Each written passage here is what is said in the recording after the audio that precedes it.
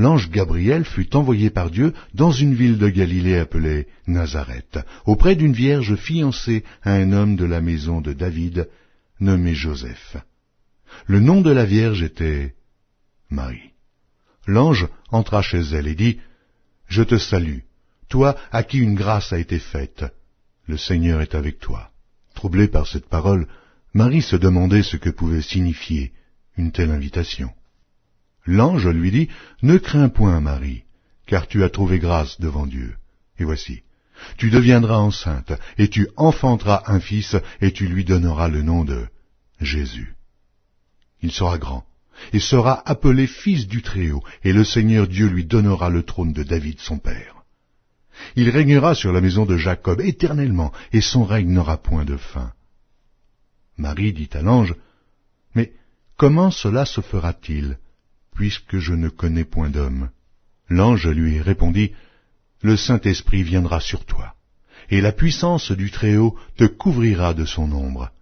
C'est pourquoi le Saint-Enfant qui naîtra de toi sera appelé Fils de Dieu. Voici, Élisabeth, ta parente, a conçu, elle aussi, un fils en sa vieillesse, et celle qui était appelée stérile est dans son 6e mois, car rien n'est impossible à Dieu. » Marie dit, « Je suis la servante du Seigneur, qu'il me soit fait selon ta parole. » Et l'ange la quitta.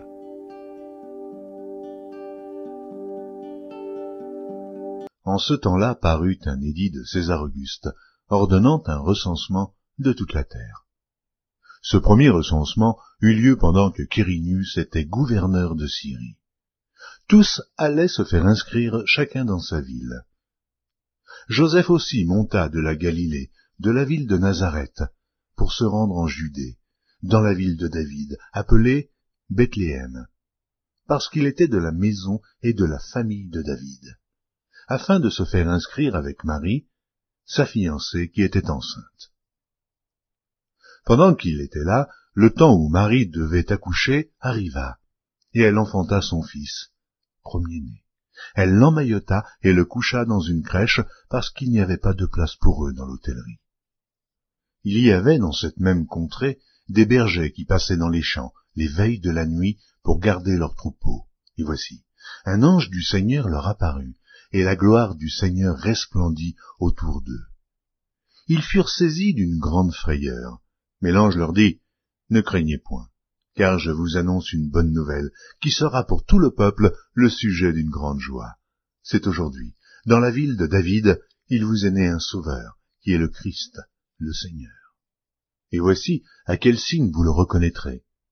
Vous trouverez un enfant emmailloté et couché dans une crèche. » Et soudain, il se joignit à l'ange une multitude de l'armée céleste, louant Dieu et disant, « Gloire à Dieu dans les lieux très hauts, et paix sur la terre parmi les hommes qui l'agréent. » Lorsque les anges les eurent quittés pour retourner au ciel, les bergers se dirent les uns aux autres, « Allons jusqu'à Bethléem, et voyons ce qui est arrivé, ce que le Seigneur nous a fait connaître. » Ils y allèrent en hâte, et ils trouvèrent Marie et Joseph et le petit enfant couché dans la crèche.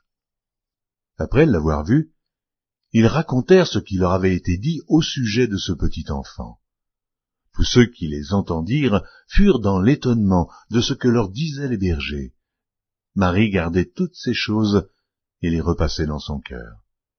Et les bergers s'en retournèrent glorifiant et louant Dieu pour tout ce qu'ils avaient entendu et vu, et qui était conforme à ce qui leur avait été annoncé. Car un enfant nous est né, un fils nous est donné, et la domination reposera sur son épaule. On l'appellera admirable, conseiller, Dieu puissant, Père éternel, Prince de la paix.